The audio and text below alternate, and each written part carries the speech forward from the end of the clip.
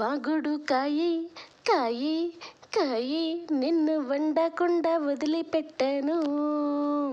ఒల్లమ్మ పప్పుల్లోక ఊరయ్య పచ్చళ్ళోక, ఒల్లమ్మ పప్పుల్లోక ఊరయ్య పచ్చళ్ళోక, దేనిలో వండమంట దింత సదియ ఎందులో తింటానంట.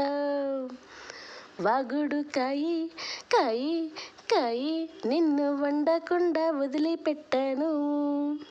సరే, కష్టపడి పాడాను కదమ్మా, నవ్వొచ్చిందా? నవ్వు రాపోయినా ఒక్కసారి నవ్వండమ్మా, వంట స్టార్ట్ చేయాలి కదా. సరేనా? ఈరోజు నేను పప్పు వాక్కాయతో మంచి రెసిపీ చేస్తున్నానమ్మా. చాలా టేస్టీగా ఉంటుంది. సీజన్ బట్టి వంటకాలు చేస్తే భలే ఉంటాయమ్మా. సరేనా? ఇప్పుడు ఒక టీ గ్లాస్ నిండా కందిపప్పు తీసుకున్నమ్మా. శుభ్రంగా వాష్ చేసుకొని ఇలా కుక్కర్ గిన్నెలో వేసుకున్నమ్మా. ఇప్పుడు మనం వాక్కాయల్ని ఇలా బారుగా కట్ చేసుకున్నమ్మా. 3 పార్ట్స్గా కట్ చేశారంటే లోపల గింజ అంటూ ఉండిద్దమ్మా. ఆ గింజ పడేయండమ్మా. ఇలా సన్నగా బారుగా కట్ చేసుకోండి. ఇప్పుడు మనం ఆ కుక్కర్ గిన్నెలో వేసుకున్నాక గ్రీన్ బఠానీ, పచ్చి బఠానీ వేసుకోండమ్మా. కుక్కర్ గిన్నెలోనే ఒక టీ గ్లాస్ నిండా వేసుకోండి. ఇప్పుడు మనం బారుగా కట్ చేసిన టమాటాలు ఇలా వేసుకోండమ్మా. ఒక 3 తీసుకున్నాను.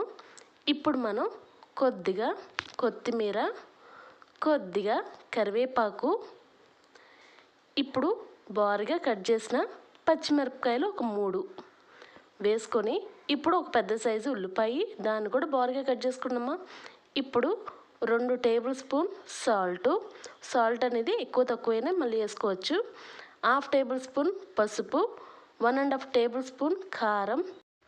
వాక్కాయ వేసినప్పుడు మనం చింతపండు వేయకూడదమ్మా, ఎందుకంటే వాక్కాయ బాగా పులుపమ్మా. సేమ్ ఎలా ఉండిద్దంటే మీరు ఉసిరికాయ ఉండిద్దా అంత పులుపుగా ఉండిద్ది. అందుకే పులుపు మనం చింతపండు వేయకూడదు.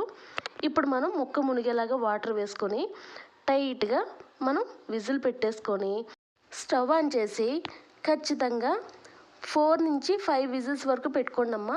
ఇక మెత్తగా అయిన తర్వాత పక్కన పెట్టేయండి. ఇప్పుడు ఒక కళాయి తీసుకుని కొద్దిగా ఆయిల్ వేసుకొని ఆవాలు, పచ్చెనపప్పు, మినప్పప్పు, జీలకర్ర, వెల్లుల్లిపాయ రబ్బలు, కొద్దిగా కరివేపాకు 2 నిమిషాలు వేగిన తర్వాత ఒక 4 ఎండుమిర్చి కూడా తీసుకోండమ్మా. ఇలా 2 నిమిషాలు వేగిన తర్వాత 1.5 టేబుల్ స్పూన్ నెయ్యి కూడా వేసుకోండమ్మా. నెయ్యి వేయగానే పప్పులో ఇంకొంచెం టేస్ట్ పెరిగిపోద్ది. సరేనా? ఓవరాల్గా కలిసిన తర్వాత ఇప్పుడు కుక్కర్ గిన్నెలో ఉన్న ఆ పప్పు మిశ్రమాన్ని మొత్తం వేసుకొని ఒక్కసారి మొత్తం పట్టేలాగా 1 నిమిషం వరకు కలుపుకొని స్టవ్ ఆఫ్ చేసేయండి అమ్మా. ఇక ఇంతేనమ్మా, పప్పు వాక్కాయ అంటే ఇలాగే ఉండిద్ది. సరేనా? ఎవరైనా ఇలాగే చేస్తారు. మీకు నచ్చిందా? పప్పు వాక్కాయ నచ్చిందా, లేదంటే సాంగ్ నచ్చిందా? సరే, పప్పు వాక్కాయ చాలా చాలా కమ్మగా ఉండిద్దమ్మా.